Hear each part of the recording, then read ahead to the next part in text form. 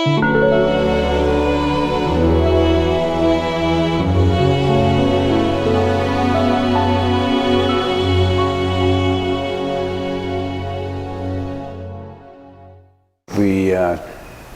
stop at the seventh consciousness that we've been studying, but anyhow, let's warm up. Let's get a warm up since last time.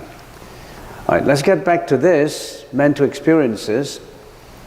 What is our mental experience? We have external environments: matter, sound, smell, taste, and touch. Perception through the 5 sensory organs. And this perception, we have eye consciousness, ears, nose, tongue, body. And these are the first 5 consciousnesses that we've been talking about. And then going to cognition, which is the mano consciousness, the 6th consciousness. And this is the various functions of the cognitive process, including interpretation and intellectualization of the perception. We have all covered the first 5 consciousnesses and the 6th mano consciousness. And then we also have the ego attachment, the manas consciousness, which is the 7th consciousness, the ego. I think we stopped at the 7th consciousness. And the ego consciousness has been personalizing the foregoing consciousnesses with itself. And it's what we call the personalization. And in the process of personalizing everything and going through the cognitive processes, we create emotions. Emotions created from this process. And that's the reason why we suffer. And usually this emotions, it's in 3 categories. It's either depression or aggression or addiction.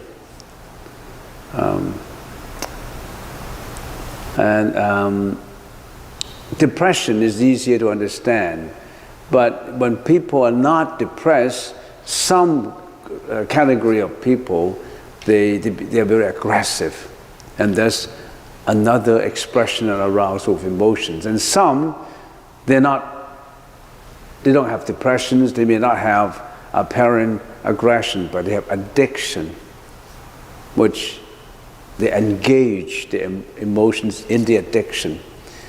Addictions to many things. All right, then last store consciousness, the alaya consciousness, which is a store of the present and the past karmic energy. This actually summarizes all our mental experiences.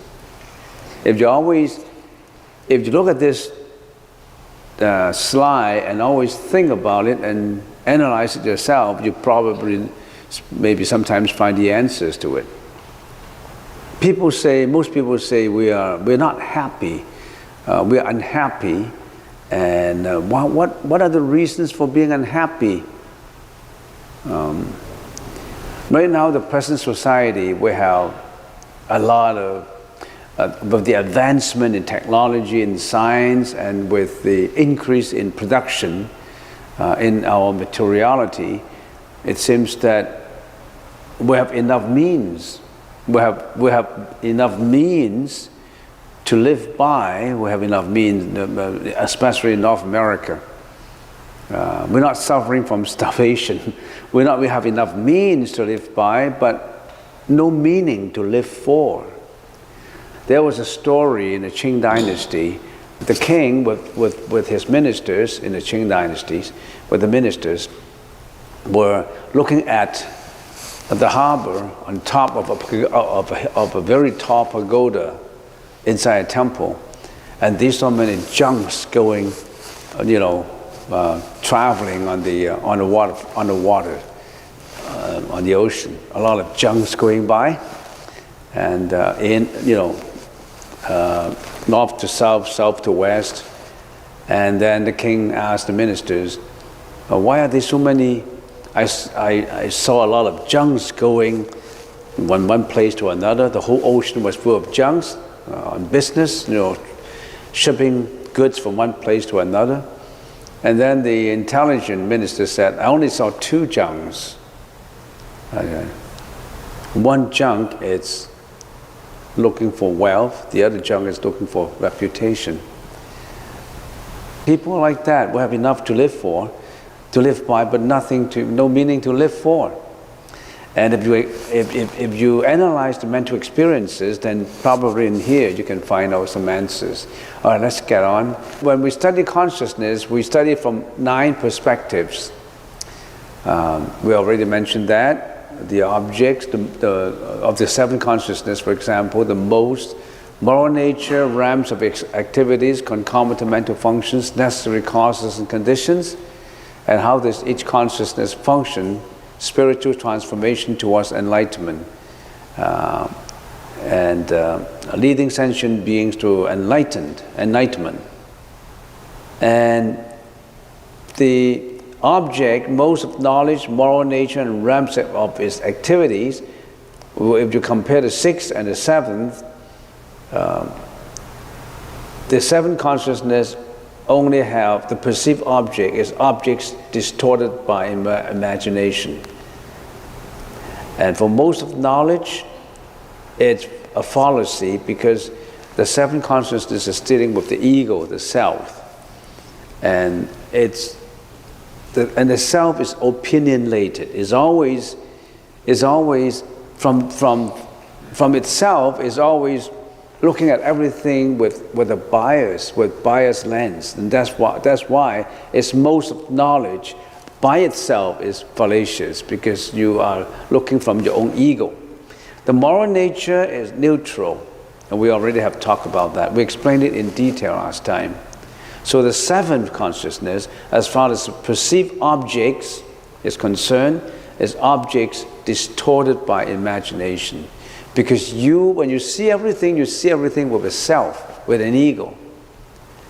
And you already have distorted the externalities with your own ego.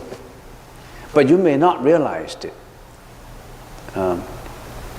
So it's objects of perception, it's objects distorted by imagination. Most of knowledge, knowing it from your self perspective, your ego, your egoistic attachment perspective is a fallacy. And as far as moral nature, the 7th consciousness is neutral, is indeterminate. It could be wholesome, it could be unwholesome, so it is neutral. And then its realms of its activities, the 7th consciousness works in the 3 realms, not in this higher realm. It's in the Kamadhatu realm, the realm with materiality and desire, Rupadhatu realm with materiality only, and Arupa Dhatu, the world with only consciousness. So the realm of its activities of the 7th consciousness is in the 3 realms, all the 3 realms. The 7th consciousnesses, what do we mean by neutral? There's 2 kinds of neutral or indeterminate: obscure neutrality and unobscure neutrality. When we study the 8 consciousness, is unobscure. But with the 7th consciousness is obscure, because even though it's neutral, you always look at things with a self. It's not neutral. So it's neutrality because we don't know sometimes it's wholesome, sometimes it's unwholesome, but then it's neutral with obscurity. What obscure is obscuring, is polluting the consciousness. So it is obscure neutrality. Then, this is something that we need to know when we study consciousness. There are three universal natures of our existence, which we should know. But if you are reading books about our consciousness, Vijnanamatrata, then you always see these three natures. The first one is dependently arising nature. The second one is the nature of attachment arising from self-centeredness. And the third is perfectly realized true nature. If we simplified what is in that slide, we simply say, this is what sentient beings cognize the world. When sentient beings cognize, see the world, perceive the world, they see it with these two natures, dependent arising nature and the nature of attachment arising from self-centeredness. When the Buddha cognized the world, it's perfectly realized true nature, if we just simplify the meaning of it. But let's get into this and think about what these three natures means. Dependently arising nature, 依他起性, dependently arising nature. All things and phenomena are brought into existence based on a wide range of causes and conditions. Everything that exists is because of is a composite of causes and conditions. They are in a continual state of flux and changes. And these conditions and composite and causes always change. In Yogacara, this manner of occurrence is called dependent arising nature, meaning that things only exist because of their relationship with other things. So, we usually use an analogy to describe these three natures. Say, the analogy is when a person walking on a path during the night, at nighttime, he sees a discarded rope. You know, rope that you use to tie up things, fishing ropes and big, huge ropes. And at nighttime, a person was walking on the path and he sees a discarded rope on the road. With another hard, close look, now he carefully scrutinized it. He thought it was a snake, but another close look at it, oh, it's not a snake, it's a rope. As the person considered this further, what is the rope made up of? The rope is made up of ham. What do you call that? It's a kind of grass that you use to make a rope. It's a kind of plants that sometimes they make into a rope, or sometimes they use it. Even, I think they derive marijuana from it, a kind of a hemp, H-E-M-P, hemp. And when a person sees that rope at night, he thought there was a snake at night, but actually it is not a snake, it is a rope. And what is this rope made up of? It's a hemp. It's made up of hemp. All these conditions, you know, when you tied it up, you use glue, and so that rope, it dependently has a dependently arising nature because its existence depends on many, many conditions and causes put together. The material, the labor, the work, everything put together. Everything is like that. It's formed because of conditions and causes. Even our own body is conditions and causes. There's no exception. Nothing exists without a reason, without cause. But we grasp to all cognitive objects, assume them to be substantial, and attach firmly to them with self-centeredness. This mental attitude is called the nature of attachment arising from self-centeredness or self-ego. 偏激, 变激所执. So the man misconstrues that rope to be a snake because he thought that it's a snake, but it isn't. But in order to transform this tainted consciousness into pure wisdom, one must cease in being trapped by this attachment. The Yogacara Buddhism teaches that when one becomes permanently separated from this habit of mistaken attachment through practices of meditation and understanding and vinaya and precepts, and correctly sees all things that of their dependently arising nature, then our consciousness will transform into wisdom, leading to enlightenment. This enlightenment is the perfectly realized true nature. So everything is dependent arising nature, and we attach to them. It becomes the nature of attachment arising from ego. But if we can work through them, purify our consciousness and wisdom, then slowly we'll arrive at perfectly realized true nature through practice, through meditation. So these are the three natures. The next aspect we look at is the first five consciousnesses. With all this, the first five consciousnesses, the sixth consciousness, the seventh consciousness, each consciousness has its concomitant mental functions. So if each consciousness is a king, for example, then each king has ministers.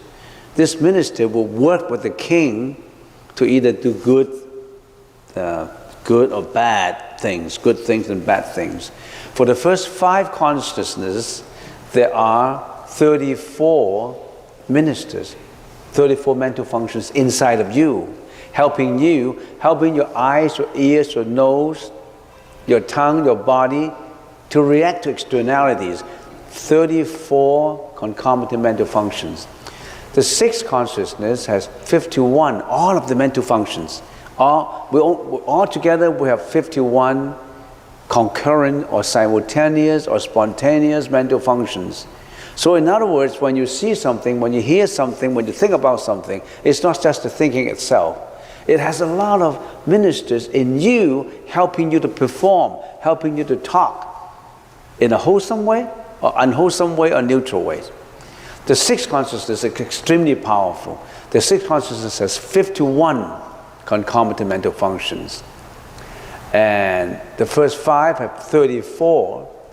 But the seventh consciousness that we are considering now only have 18. We already have covered the first five and the sixth. Now, the seventh has 18.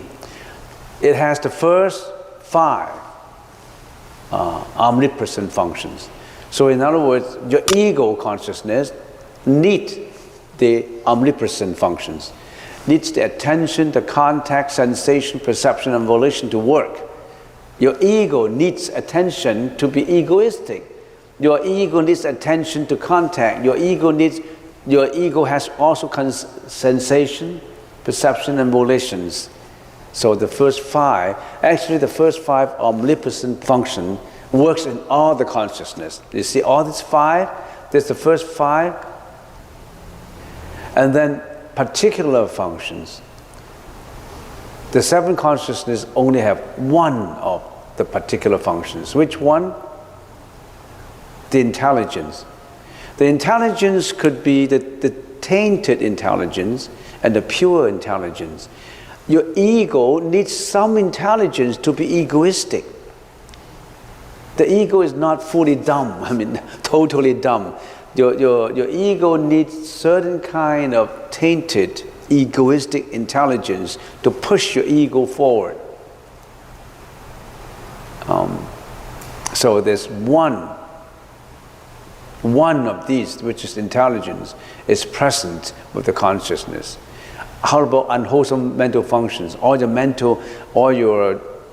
troublemakers, ministers.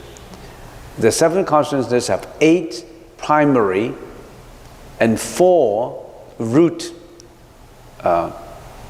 unwholesome mental functions. So the seven consciousness only have 12 unwholesome mental functions.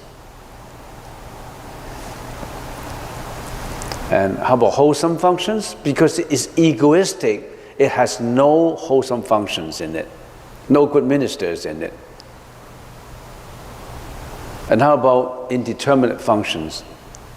Your ego would not feel sorry. when you have the ego itself would never feel sorry. So in itself, you're always egoistic, and you don't think that it is sorry to be egoistic. When your ego thinks sorry to be egoistic, you already have get onto the perfectly, at that second when you feel that your ego should be eliminated, you shouldn't be egoistic. At that time, you are already getting out onto enlightenment at that instant of thought. So indeterminate functions, it has no indeterminate functions. Drowsiness, that means not mindful. Your ego is always mindful to be ego. Your ego have no investigation and have no scrutiny. You just work, everything you see it with egoistic attitude. So concomitant mental functions, 18 with the seven consciousness. Only 18 concomitant mental functions. So you can see from this, we have 8 consciousnesses. The first 5 have 34 ministers to work with them, to perform, to behave, to talk, to think, to carry out volitional actions. The 6th consciousness have 51 ministers. It has a huge parliament with a lot of ministers helping it out, and there's 26 bad ones in here, 26 bad ones. It also has 11 good ministers in your 6th consciousness. So it is your 6th consciousness that help you go through the enlightenment, because the 6th consciousness is extremely powerful. And sometimes if your wholesome ministers all working, the power of your parliament of the 6th consciousness surge onto the wholesome functions, then you're on your way to enlightenment. But you only have 11 ministers aiming for the enlightenment, and 26 of them pull us down. The 26 ministers, they're bad ones that pull us down. So this 5 and 5, we need them. The 6th consciousness need them. The 4 is indeterminate. So for the 6th is 26 plus 11. These are the most active. So when we're doing meditation, when we are improving, we always use the 6th consciousness in our daily affairs, in our daily living. The 7th is the ego, and it has 18. And of course, the 8th consciousness also have ministers. The 8th consciousness, I can tell you right now, is only the 5, the omnipresent functions, the 5. Because it stores everything. All right, so we only have half an hour. I can't talk too much. It's just a warm-up for today. I've just been back, and now if you have any questions, you can always ask at lunchtime. And hopefully within the next 10 sessions, we'll finish the 7th and 8th consciousness. And then we go into another topic. But this is important that if you study the consciousness, it's easier to understand sutras. When you read sutras, then there's so many terms in it that you may be able to understand if you really can get onto this.